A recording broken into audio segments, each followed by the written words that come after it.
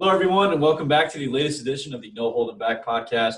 My name is Luke Holden, currently sitting next to my dad, Ben Holden. Thank you for joining us today. It's a pretty hot day here in Michigan, but besides that, how are you doing today? Good. This is our one more show. After the next show we do will be our 50th show we've done, Luke. Wow. So our 49th episode, not all together, obviously. I've done a bunch of hockey stuff with Freddie and Right. Some stuff on my own too. But Yep. Hard to believe. I never thought we'd be still turning these things out, man. But Yeah. It's fun and it's kept me fresh. And I'm obviously waiting to go back to work and hoping to this fall. And doing good. Played golf today and got out this morning, played 9, and I was in the low 40s, I'm happy to say. So it's Nice. a great day, as you know. Yeah. Any day you're on the golf course is a good day. So now I'm sitting here a little bit after 5 Eastern with you and doing this. So it's a good day, and we've got a few things we're going to dive in here on this episode, Luke. Definitely, for sure. So, we started with it on Wednesday. I'm going to start with it again. Yep. Obviously, Wednesday night was Monster Energy Supercross round 16 in Salt Lake City. Eli Tomac did not get the job done just that night. I still have Sunday to clinch the championship and go ahead and win. Had a horrible start, started all the way in last. Yikes. Around the first corner, got in the 19th, and then climbed himself all the way up to second place. Very reminiscent of the greatest of all time, Ricky Carmichael. Yeah. Who was on the mic as the Right. analyst. Yes. Tomac just I think if he would have won that race, that would have been huge because he would have clinched the title, obviously. Right. But that definitely was a statement ride, and that to me just shows that he deserves this championship more than anybody. So he has a 22-point lead on Cooper Webb, who finished in first. And Ken Roxon is officially out of it in third place with a 26-point differential between the two. So Ken cannot challenge for the championship on Sunday. It's only going to be between Cooper and between Eli. So pretty interested to see how that's going to go. I think for Eli, it's going to be pretty easy for him to win. The only way he doesn't win is if he has a DNF or a DNS, which is a do not finish or do not start. Right. So I personally don't see that happening. I don't think a mechanical issue is going to happen this late in the championship. Those are kind of things that more happen earlier in the series when they're trying to figure the bike out and make sure everything's all good. So I don't think that's going to happen. Tomac he hasn't had any major fumbles like he normally would in previous years where he lost himself the championship with mental mistakes. He's looked the best he's ever looked in his entire career as a Supercross rider. Obviously, he's won 3 straight outdoor. Once we get done on Sunday, we got about 2-3 weeks until they head outdoors, and he'll be trying to go for a 4th straight, which I don't think anyone has ever done before. So and some great ones. It's pretty rare air. Yeah. So definitely looking forward to Sunday, seeing what happens there. Chad Reed, I know as well. We're not sure if he's going to come back next year or not. This year was kind of titled the one last ride season for him in Supercross. 38, right? Yes, 38 years old. That's up there for doing what those guys do. Definitely. It really is. Yeah. So, he's a 2-time champion. He's from Australia. He's paved the way for guys like Hunter and Jet Lawrence who are up and coming. Jet Lawrence got his first 250 podium as a 16-year-old. Great name. On Wednesday. So pretty cool to see that for him. His brother Hunter finally got to race on Sunday. That was his first race there. So looking forward to seeing what those guys do. But Chad Reed, he wanted the fans to be there, wanted to have it be a little bit more special. So he's not sure what he's going to do yet. I know he said when he won the LCQ on Wednesday that he's not sure if he doesn't want it to be over, but he also doesn't want to come back and race 17 rounds. Right. Right. So, I'll be very interested to see what happens with him next year. But, I know you watched some of the race. What was your take on what was going on? My take is that Tomac is pretty darn good, man. Yeah. As you said, he was in 19th and last, and you and I started texting. I want to say I came inside and flipped it on. I was outside trying to get my grass back on the side of my house. That's some construction behind where I live, and Yep. I want to get it nice and thick so I can hit balls out of there and work on my iron shot. Just nothing.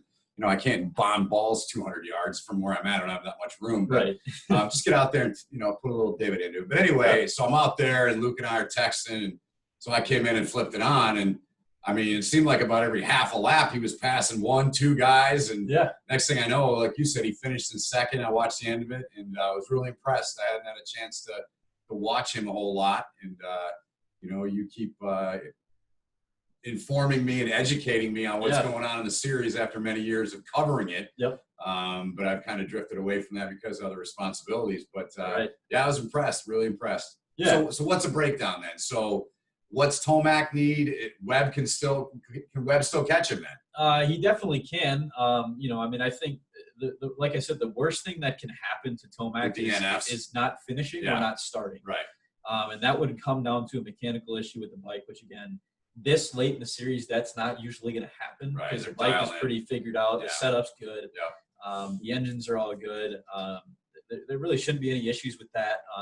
There have been some tire problems for some guys here and there. I know Malcolm Stewart had a couple issues. Martin Davalos on, I believe it was Sunday, he said he thought he hit a boulder. Really? He went down. Wow. Roxon had it was a half flat a few weeks ago in a heat where he just landed on a rock and it just kind of seeped some of the air out of his tire a little bit. So those are the only real mechanical issues we've seen. So, but I think Tomac, with as good as he is, I think he can still ride through a half flat tire.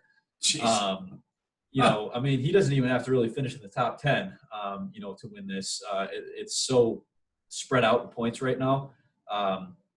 If Tomac finishes last and Webb gets first, obviously Webb will win, right? Because that would be the point differential that he needs. But I think Tomac's going to come out. Personally, I'd love to see him get a win and just kind of put icing on the cake and, you know, be like, this is my championship. You know, and then he would go past Ryan Dungey for all-time wins at 35. Right now he's tied with Dungey.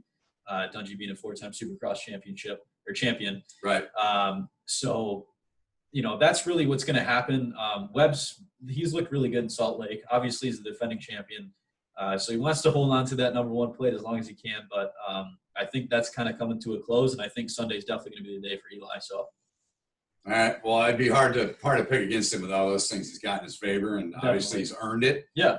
It's like, you know, I suppose it's like, you know, playing a hockey season and a basketball season. You work all season to put yourself in that kind of position at the end to give yourself the best opportunity to win the whole thing. And, I was really impressed watching, man. He's really good on that bike, and you know, I'm looking forward to watching a little bit with you. I heard you coming over on Sunday for a little bit. Yeah, definitely. Sunday is, for those that don't know, hopefully you do know, but it is Father's Day. So, you know, definitely looking forward to being here for that, watching the race. Yeah, we'll watch it. And seeing you there. And then I'm going to the golf course. Yeah, but, you know, and I think a little bit later on in this episode, we're going to touch a little bit on Father's Day and kind of talk about some things there. But I know you have some news that you'd like to share with us about what's going on with some of the other sports around the country, at least. Yeah. You know, the other day we sat here a couple of days ago and talking about, you know, of the 4 major sports. Yep. You know, the NHL was the one that had the least amount of check marks against it. You know, and to me, it looked like it was in the best position to make a comeback. I know the NFL's been saying it all along, but they've had guys test positive and thinking more and more people keep testing positive for COVID. The Tampa Bay Lightning have shut down their facility. Florida's been hit really hard. Tampa, Orlando, Miami was an area that was hit really hard. I have a cousin that works in the medical field in the hospital down there. Yep.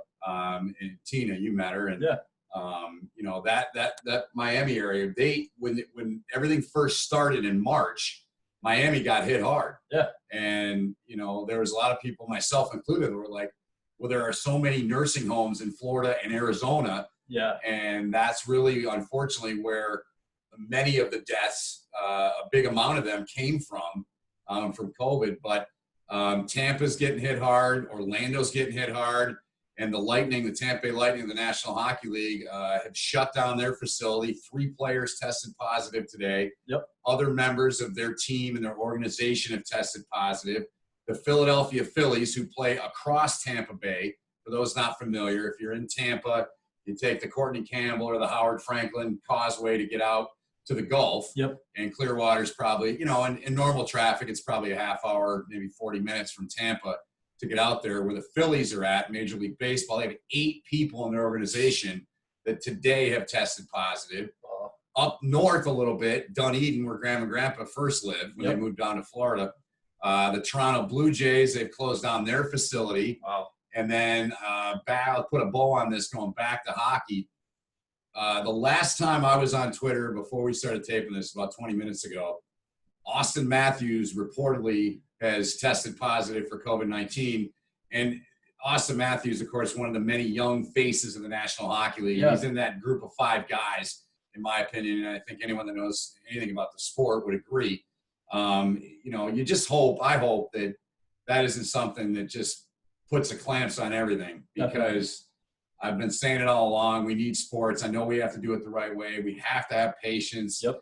Everyone's patience been tested in our country for many different reasons during what's been going on in the last few months and what continues to go on every day in the country. For me, I came back from Florida, and, a couple weeks ago, it'll be 2 weeks Sunday. And the first 2-3 days I was back, man, I was jaded. I was like, what is going on here? I'm tired of this, and, kind of fighting it a little bit. And then I kind of came full circle and, pulled my head out of my rear end and just said, you know what?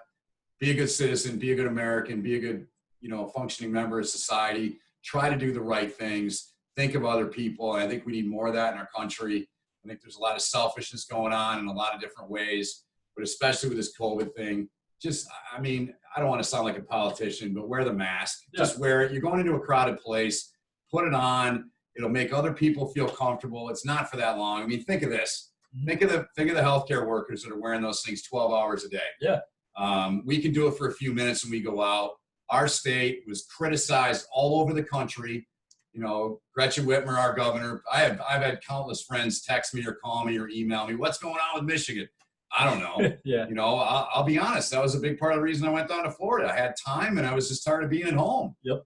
I haven't been this home, Luke, since you were 3. Yeah. So when I was working in Lansing. So, I was safe down there. I continue to be safe. Luke's been safe.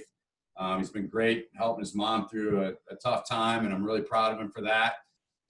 So just be safe. Think of other people, and, it's going to pass eventually. We just got to be smart. That's all I can say. And I'm just a positive person to the core, man. So take it for wherever you want, but it's coming from my heart because I care about everybody out there, and I want everybody to be all right. Yeah, definitely. I think the biggest thing for me that's been interesting to see is, most of the major soccer leagues around Europe have started play again. Premier League started a couple days ago. La Liga started last week. Mm-hmm. Serie A in Italy just came back. And Italy was one of the worst places to be at the time. Yeah, they were. Bundesliga has been going for about 2 months now. Yep. In Germany. And, I don't think I've heard of anybody testing positive over there in any of these leagues. Not much. I haven't heard anything. So it makes me wonder, it's like, how are they doing it so well there? And we just cannot seem to get a grip on that. I don't know. I think it goes back to what I was just saying. I think, I think we got to, again, I'll go back to Florida. Down there, I said to you many times, I'm like, you wouldn't know anything's going on here. Right. But I still kept my distance. I was still safe. I washed my hands, I sanitized my hands, all those things. But, and then come back here and it's, completely different. But, it is what it is. But I think that's a big part of it, Luke. Yeah. I really do. No, I definitely do too. And it'll be interesting to see what happens with these leagues and if they play. Right. I know for the NBA, Justice Winslow came out today and really just kind of bashed the NBA and said, they're just doing this for money. They don't care about player health or safety. Or even what's going on in the political fields right now. Because that's a big thing for a lot of the NBA players. Right. It is. Let's be honest. And, it's obviously it's a big thing for me as well. Yeah, absolutely. And obviously my generation is going to be able to change that probably the most, I would say. But we're all counting on you guys. Yeah. So you young bucks. But we can do some too, obviously. Right. But seeing that kind of stuff is hard to see. A lot of players have said they don't want to go and play in Orlando. As you said, Orlando's starting to spike. It's going up big time in Orlando. So it'll be very interesting to see what happens with that and where we go from there. But I know that you have some news from the World Arm Wrestling League that you'd like to talk about a little bit here. So, my peeps, great group of people I work with, Luke, as you know, so I'm a little warm. For the last, this will be year 7, I believe. Yeah. That we've done it 6 I think it's 6 actually, because we missed a year there in 17. But the last couple of years, it's been great. Steve Kaplan, who owns and runs the WAL, the World Arm Wrestling League, gave me an opportunity many years ago. And my buddy Warren Pick, who I worked with a lot at CBS. Yep. Warren's going to do a podcast with me on Monday. If you're into stories and you're into history, I'll just tease you with this. Yeah. So Warren is a director. He's a director, producer. He can do a lot of different things. He's been directing the PBR that airs on CBS Sports Network and CBS Sports. Yep. They found a way to continue on. They had to shut down, I think, for a little while there. But I will tease you with this about Warren. So when the Miracle on Ice happened in 1980, Lake Placid Arena, he was standing behind Al Michaels and Ken Dryden as a young production assistant for ABC Sports. So he's got stories, man. He's one of my best friends in the business. Warren had a lot to do with me getting involved with the WAL. Tonight, 10 o'clock Eastern, FS1. They replay it again.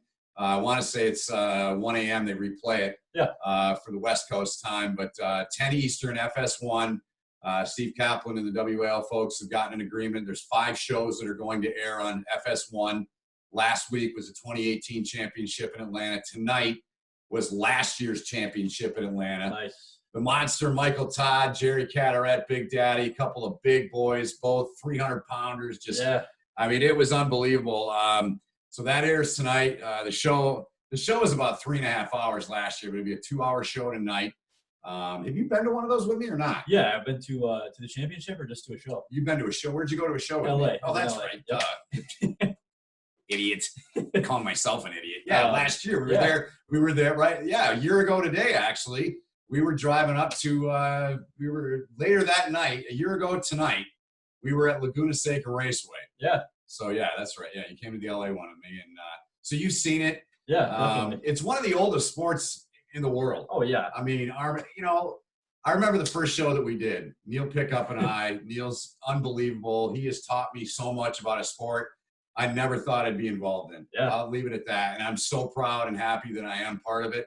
But Neil and I, first show we ever did, and one of the opening clips was a voiceover read I had to do. Yeah. And it was a couple kids. Yep. I don't know. Did you ever do that at school? Hey, I'll arm wrestle you for it. Yeah, right. Right. Yeah. I mean, I have a lot of respect for the men and women that are a part of the league, and not just the competitors, but everyone that's involved. Yeah. The competitors, I mean, they train so hard. It's their life. It's family. It's togetherness. They all love each other. All the times you wouldn't know it. Yep. But at the end of the day, they're all on the same team, and they're trying to continue to grow the sport. And like I said, I've been proud to be a small part of it the last all the years it's been going on since we were first started doing it back on ESPN the first couple of years. Yep. And I've been on Bleacher Report the last couple, and it's just great. This is our 6th year, and we're hoping to get going in August. Yeah.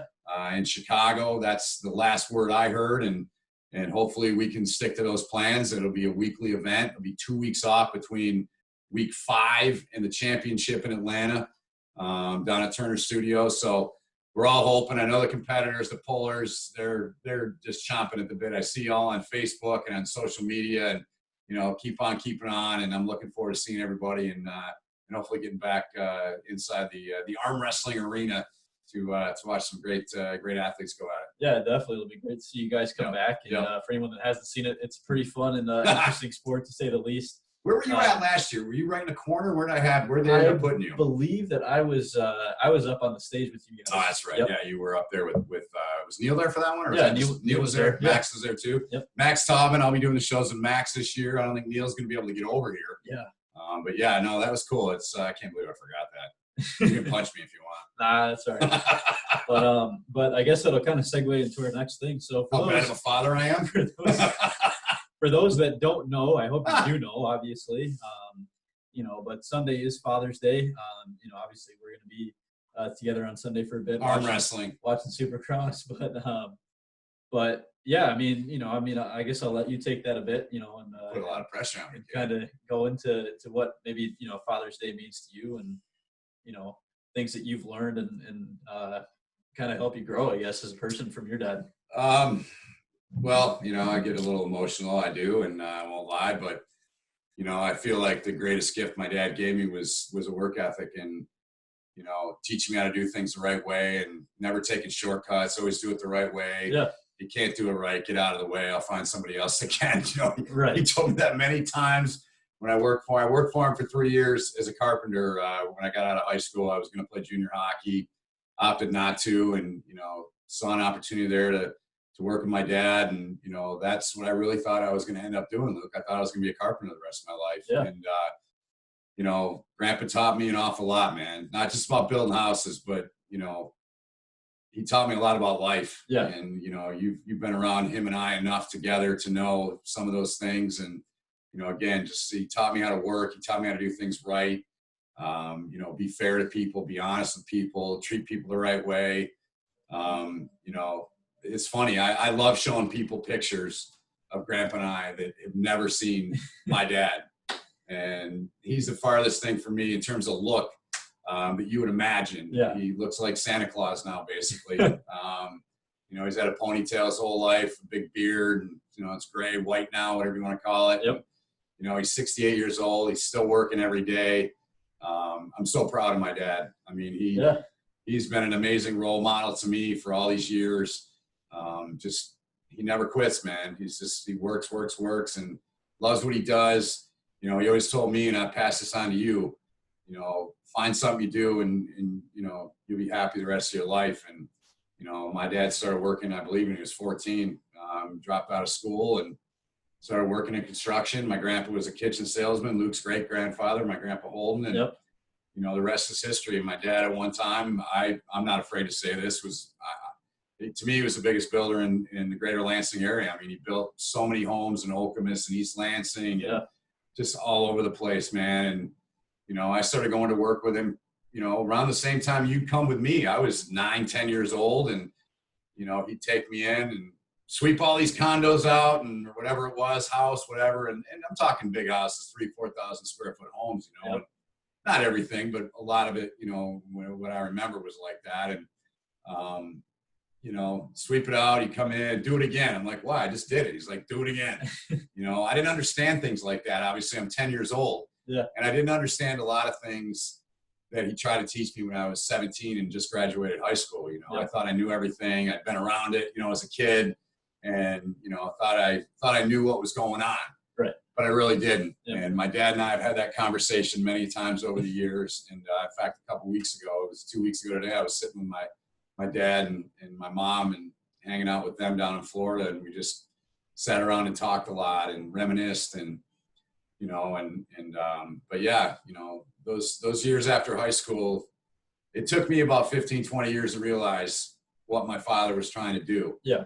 And, you know, I thank him for that. I've thanked him for that many times, and love you, Dad. And, you know, I'm going to hang that picture up, the Ben Hogan pic this weekend, have that on the wall. And if you didn't see it, it's on my YouTube page or Facebook or Twitter, but I'm rambling on, man. So, you know, it means a lot to me, Luke. And, you know, I'm so proud of you and, you know, what you're doing and, you know, what you're trying to do, you know, going to college and, you know, all that. And you will, it'll happen for you. And, you know, I can't wait to see you play, man. And, you know, I'm proud of you for everything you've done and everything you stand for, man. You're a great son, and you make being your dad real easy.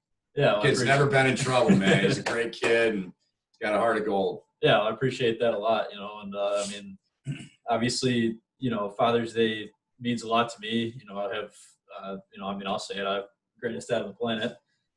Thanks, bud. You know, so, you know, you've obviously taught me a lot, still got a lot to learn. I'm only 19 years old, you know, and I'm sure you've probably seen that I try to act like I know it all, but you're a lot better than I was at your age. I'll leave it at that. Yeah. Well, I mean, I think I'm sure Grandpa can attest to that too, man. I think, you know, I mean, I try to be humble, and, you know, I mean, I think that's, you know, that's something that you've taught me.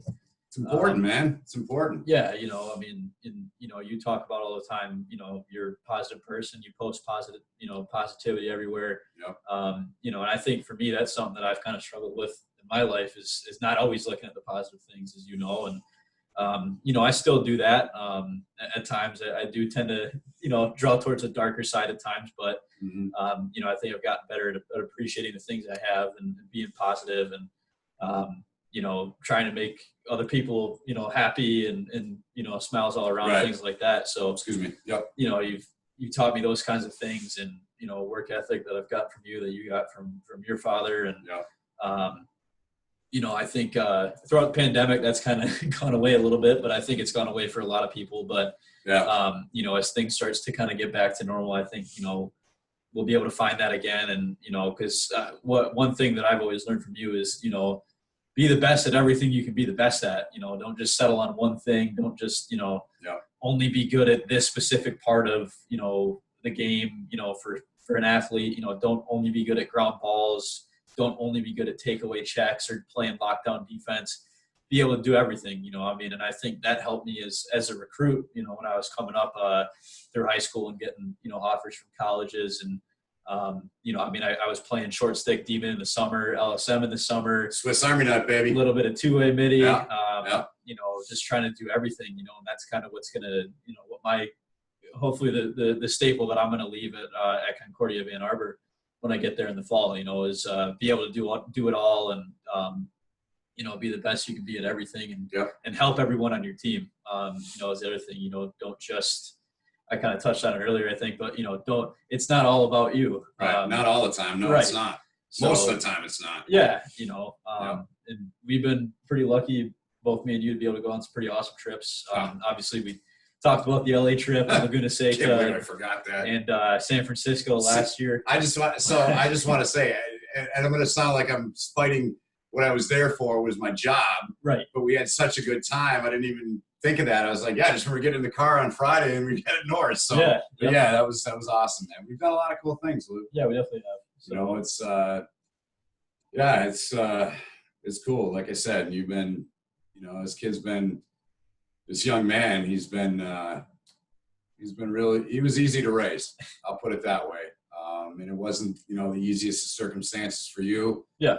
You were 10 when your mom and I got divorced, and, you're living in a different state. I was working in the American Hockey League down in Cleveland, and, ended up coming back. And, that was one of the best gifts I could have got, because I would have missed so much of your childhood. And I didn't want to do that. I didn't want to be away. And I didn't want to raise you that way. I didn't want you sitting in a broadcast booth every weekend I had you. And that was the only time we got together. I needed to be there. Yeah. And I always told people I needed you as much as you needed me. Right. And, I've been very fortunate with Luke that I'm an only child like Luke is, and I never had a brother. And that was something for me that I wish I would have had a brother. Yeah. But I don't. And that's okay. But for me as your dad, there were times where I had to catch myself, because at times I was like the big brother. Yep. But really at the end of the day, I had to realize I'm your father. Yeah. And I think there were probably times, I'm sure there's instances you might remember where I might have got upset with you or something, which I didn't do a whole lot. Yeah. Mainly I got upset with you for not answering your damn phone. But it just, there was a fine line for me. Yeah. And I had to find my groove as a father. Yeah. And, you were always willing to, like you said, that was another great thing, the versatility. That was a great gift my dad gave me. Yep. I go back to when I worked for him, and, I just want to be a rough carpenter. I just want to swing a hammer, tear my shirt off, get a good suntan, be all muscled up, and look good, and be, tough carpenter and all that, right? Yeah. And then about a year in, my dad's like, we're going to try and do drywall. We're going to trim. We're going to do finish trim. We're going to do finish carpentry. We're going to build a deck. We're going to shingle a roof. We're going to put in windows. I'm like, I don't want to do this. But again, the conversations I've had with my dad 20 years after that, I've thanked him for that, because really, really throughout my career in television broadcasting, that's, a lot of people look at me and say, oh, he's just a hockey guy. But I'm not a hockey guy. I'm a broadcaster. Hockey just happens to be my favorite sport. Right. Because it was the sport I was best at, and I just love it. Yep. But being able to do, I think it was 2 years ago, I think I told you this, I did 9 different sports in a calendar year. 9. Wow. Including one I'd never done on network television for my first ever network TV appearance. Yeah. Which was rugby on CBS last summer. Yep. I'd never called a rugby game in my life. But I'm thankful for the opportunity, and I hope there's others like that. And that's where it goes to what you said about playing your sport. Yeah. Being versatile, doing whatever it takes, man. And, I always told you that as you progressed and you got more comfortable playing the sport, just play wherever, man. Do whatever. Be the Army knife, man. Because people can count on you. Right. Right? Exactly. They count on you. They're like, exactly. Holden will get this. Holden will do that. Holden will do this. Holden will do that. That's a great thing to have people say about our name, man. I'm proud of that, whether it's you or me or grandpa or whoever it is in our family. Definitely, yeah. So, and I think for me, I know not every kid gets to have, two great parents helping him out and supporting him and pushing him to be the best he can be. But, I've been pretty thankful that I've had, you to be able to be there and let me do the things I want to do and not, push me in a certain direction that I don't want to go, or, kind of let me have a freedom of being able to pick and choose the things I want to do or the things I want to be interested in. I've talked about a lot of anyone that knows me. I want to go out west and go out to California, after college, whether that's right away or a year or two after. But I'm just going to depend on how things work out with the job and money as well, because anyone knows California is expensive. But get a job. I'm kidding. I've been very fortunate to have a mom and a dad who's pushed me a lot and are letting me grow as a person and figure things out for myself. And that's, at the end of the day, the biggest thing that I could ask for is to have that freedom to figure things out on my own, make my own mistakes. Obviously, hopefully mistakes that aren't going to cost me my life potentially, but no, let's hope not. But you guys have kind of let me have that flexibility and, figure things out on my own. And I think, that's something I'll carry, to my family when I get there. And, I've been really appreciative of having that too. And obviously, the times that we had, with you coaching me in hockey, lacrosse, my first year. I'm glad you brought that up. When you're done, I got something to share about that. Those are always fun. And it was cool, to see you obviously, working 9 months out of the year, but still being able to be there and coach here and there and be at games. And, that's a lot of people don't understand, your lifestyle and the things that you do. They say, oh man, your dad's a broadcaster. That must be the coolest thing in the world. I'm like, yeah, it's pretty cool. But, it doesn't mean that he's around all the time. I'm not home much. Right. So, and I think a lot of people that don't know the insides of the business don't see that kind of thing. And I think, it's definitely made me appreciate the sacrifices you made as a father to be able to be there for me as much as possible. So don't make me cry in here. But, it means the world, Luke, to hear you say that. And thank you, for understanding, because, we both had to make a lot of sacrifices, to get you to this point. And, you're going to be a college sophomore and you're your own man now, and you had to make a lot of sacrifices too, and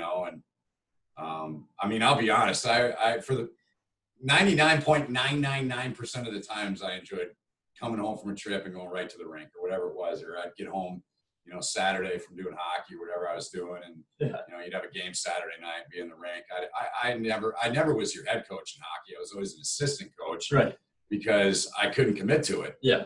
I couldn't, with my job and the demands on it and what I do, you got to make a living. People get that. Right. I just never could, but I was actually okay with that. Yeah. But one of the, so the reason I said 99.999, but actually it's 100%. I'm gonna fix that before I even tell the story.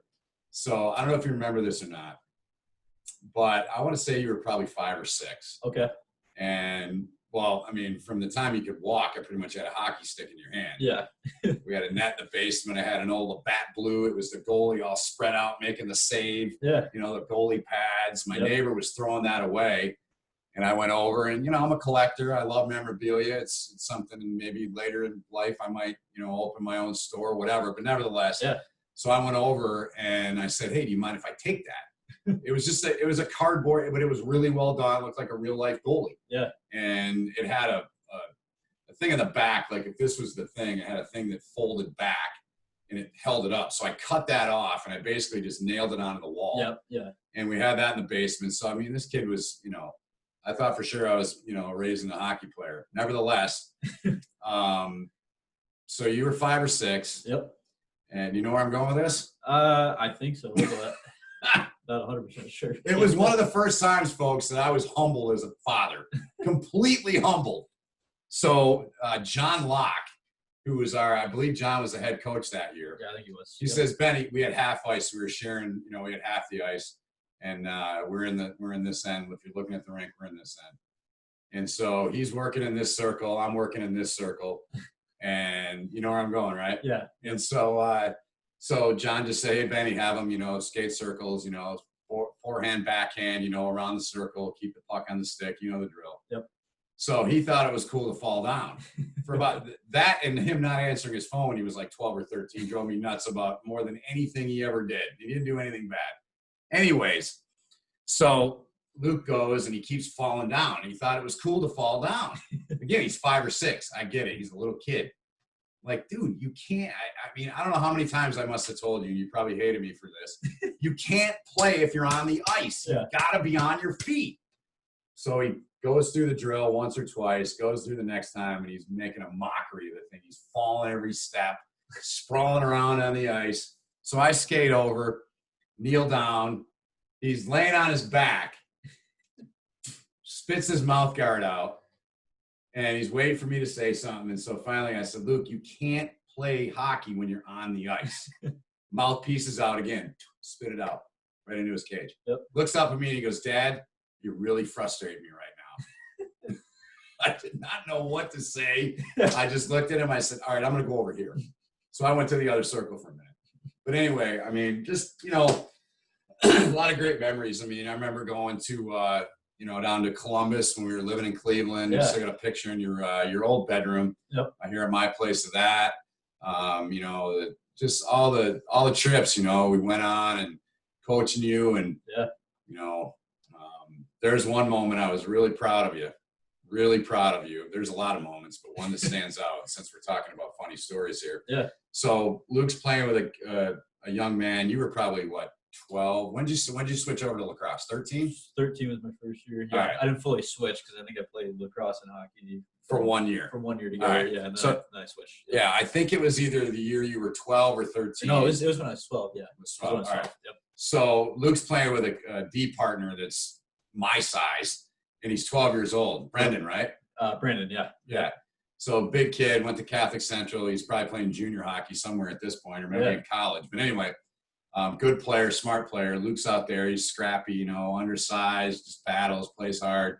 So I'm running the D, and there's 5D, and Luke taking a beating behind the net. Guys just cross-checking him right in the back or in the shoulders. Yeah. I'm like, don't do it, man. Don't do it. Because at that stage of the game, I'm teaching him to not retaliate. Yeah. Like, you got to keep your cool. Yep. You know, if you got to remember it for down the road, remember it. Yeah. However, you got to remember it. I'm not encouraging you to go out and rip someone's head off. Right. Go out and score a goal. That's the ultimate payback. Exactly. Anyways, excuse me. So Luke doesn't do anything and comes back to the bench, and he took a beating behind the net. Yep. And him and Brennan came off, and I said, you two are up next. And Luke was upset. He was rattled. He was pissed. And I came down. He was on my right side. I put my arm around him. I looked into his face mask. I said, you guys are up next. He goes, I'm going to effing kill that kid. And I said, that's great, but don't say that word in front of Mom. Yeah. And I turned away as a father, and I said, my son has finally figured out what it means to have a competitive edge. Mm-hmm. I was very proud of that moment. Yeah. Because you really did. Excuse me, from that point on. Yep. So that was something else I always remembered about you playing. And I remember, you know, the day that you decided you didn't really want to play anymore. Yeah. And I told you, you know, you kind of touched on it earlier, but I told you, I said, find your passion. Yeah. Find your passion, go after it. Yep. And you did that with lacrosse. You're going to play in college. And I'm so proud of you, man, because you did it, and it's your path. Yep. You know, it would have been great if, you know, you would have stuck with hockey. That would have been fine. But I wouldn't have cared if you played basketball. I wouldn't have cared if you played football, whatever you played, man. It's your life, and, you know, you need to be happy with what you're doing. And that's something that I've always instilled in you. Like, find a way to be happy. Definitely. You know, there's a lot of options out there, whatever it is in life, and you can always find a way to be happy if you really want to. Yeah, 100%. So you know, I mean, I think hey, it's Tony Robbins. Yeah. So, you know, I mean, we obviously have a lot of great memories together, and, you know, what are some highlights for you? Like, you know, just over the years, like you mentioned some of the trips. What, I mean, I'm surprised you haven't talked about me pooping my pants at Cedar Point over all the years. Oh yeah. Well, I mean, really the way it was is like, you know, you wanted to go on the first time we went there, I was like, I don't know if I like roller coasters. I didn't think it was cool. You didn't go for a while. Right.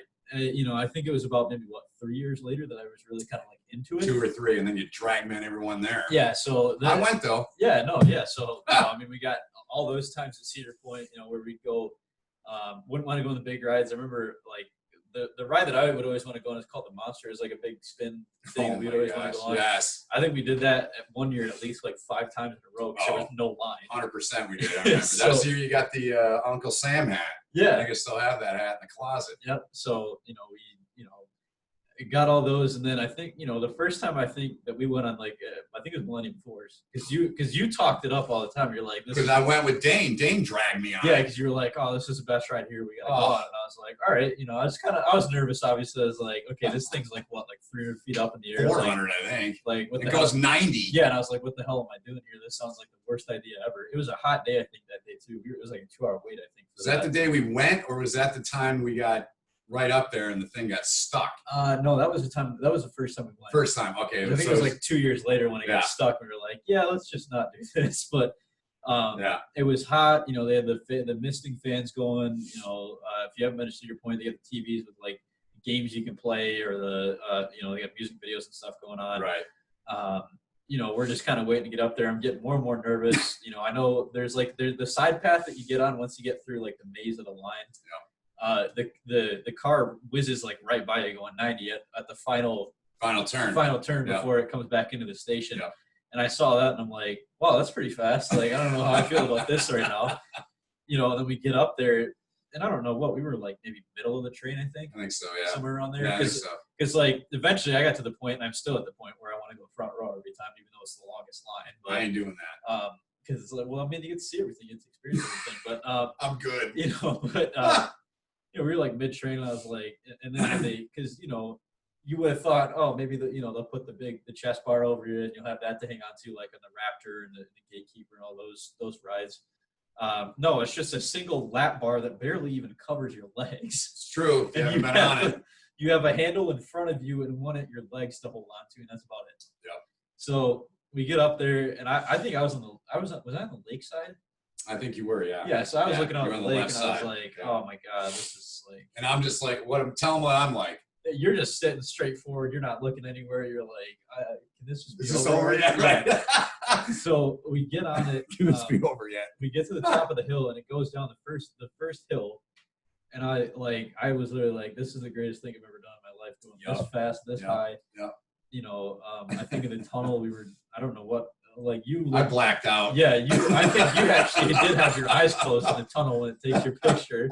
And I was like this, hands up. Like, I was probably death gripping it. Yeah. My arms are probably bulged out like Lou Ferrigno's. Right. Yeah. So that was a really fun ride. That's probably been one of my favorite rides to go on. I don't think we ever went on the dragster with each other. I never went on that with you. I've not been on that thing. Did you go on it? I've done it twice. That's what I thought. You went on a couple trips without me there. It's pretty fun. It's not fun if you get stuck at the top and have to roll over your tank. No, thank you. Yeah, I mean, that definitely. Those were always fun trips. Obviously Laguna Seca last year was awesome. I was in San Francisco and LA as a whole. That was my first time seeing California. Those were good trips. I remember our trip to Chicago last during New Year's for the Christmas. Last year. It was a Northwestern DePaul game. Yeah, that was right 3 days before Christmas. Yeah, that was a fun time. And that was a lot of fun going to Chicago again. Been to Chicago a few times. Yeah. It was a hell of a game too. It was. Those rivalry games are always, especially in college, those are always fun. Especially the ones that are in the same city. Right. I mean, we got Michigan State. You got them in the same city. Exactly. Man. That was great. You got to see your boy Pat Spencer. Yep. I just, like I've always told you, I just try to show you some cool shit along the way, man. Yeah. Be a good dad. So. Yeah. So, but I mean, there's tons of stuff, that we've done together, and a lot of fun times that we've had for sure. And I'll definitely remember that. We're going to still keep making memories and things like that, and I want to say, to you, happy early Father's Day. Thanks, pal. And I love you. Love you too, man. And I've really been happy that we've been able to do this and, yeah, me too. Talk about what we want to talk about sports wise and, or not. So it's, I mean, we're both very invested in different sports, and, it's been pretty cool. And, I don't know if I'm going to do the same thing as you in my career, but, definitely going to kind of be somewhere involved in something. So that's along the lines of sports. So whether that's going to be right now, I'm kind of thinking racing path, but, you got a bright future. We'll see what happens there. But so do a lot of my friends, by the way. Right. Because you know your stuff, man. And that's what I'm talking about. Find a passion. I'm not just saying this to my son, but if anybody watching, like if you're young and you have your sights set on something, go for it. Right. I mean, it's your life. You only get one of them. Yeah. go out and do what makes you happy. Yep. And, do your part. And if you're surrounded, I think it's important too to gravitate to good people, you know, and, if you're around, I mean, I've been blessed to work with thousands of incredible people. I mean, Luke's seen it. Yeah. I was dragging him to games and he was 5 or 6 of me, or whenever his mom would let me take him, and, I don't mean that in a bad way, just, sometimes he had things going on. Right. You've seen it. Yeah. You know what it's about. You've been around trucks, you've been in booths, you've been at big events, you've been at smaller events. Right. It doesn't matter what it is, and just find something that you love to do, and it won't feel like a job. Definitely. It just I'm really lucky, and I all the times we went to games, he loved going to Notre Dame. Yeah. I mean, he loved going to Notre Dame. Tim Connor was the SID there for a long time. Timmy's a great guy. And I mean, it got to the point where you had your own nameplate in the press box. I remember that. Yeah. I still have one hanging on your bedroom door in your old room in there. And, Yep. Stuff like that, and just wanted to give you as many. I've always said this in life. Life's about great experiences and great moments.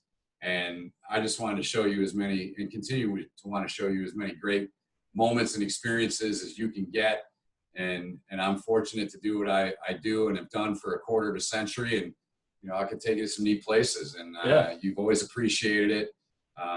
He's always walked out of every building we've ever went into with a big smile on his face. And, there's not a whole lot better in life for me doing what I do and being his father than, like that Chicago game we did last year, the Paul Northwestern game. And, you were on my left for most of that game, right? Yeah. Yep. And, looking over during the break and, oh, good. Oh, yeah, man, this is the greatest thing ever, and you're sitting on courtside. Yeah. And, you could be showing off to all your friends on social media with selfies or whatever. But, it's just, I don't know, man. I just I always wanted to be a dad. And Mom and I didn't know what we were having or what she was having. And, we were having, but she was having more than we. Right.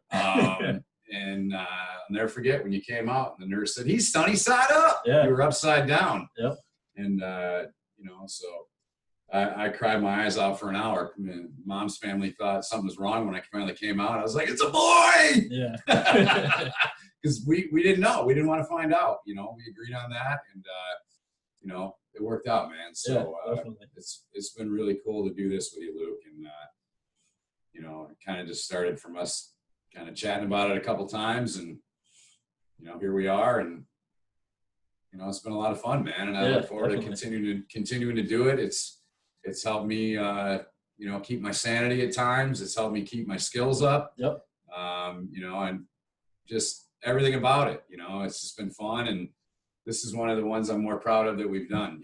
It's we've sat here for a while talking about a lot of the great experiences we've had, and as father and son, and I know there's a lot more to come. So I told you last night, no pressure, but I want to be a grandpa one day. So give me a grandson one day, or grandchild one day. Yeah, definitely. Yep. And, definitely looking to do that. On that note. Yeah. So, but I think for me, I think I've said everything I wanted to say. I'm thankful for everything I've had from you, and likewise. Everything that's made me a better person, and it's going to continue to make me a better person.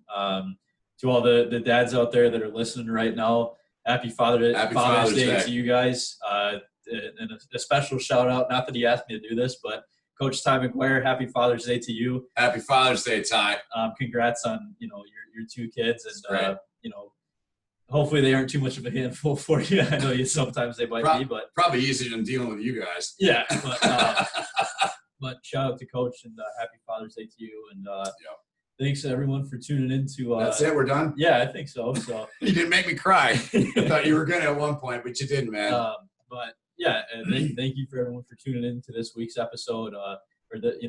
We appreciate you listening. Happy Father's Day to every father that's listening. Hopefully you have a good Sunday. Yep.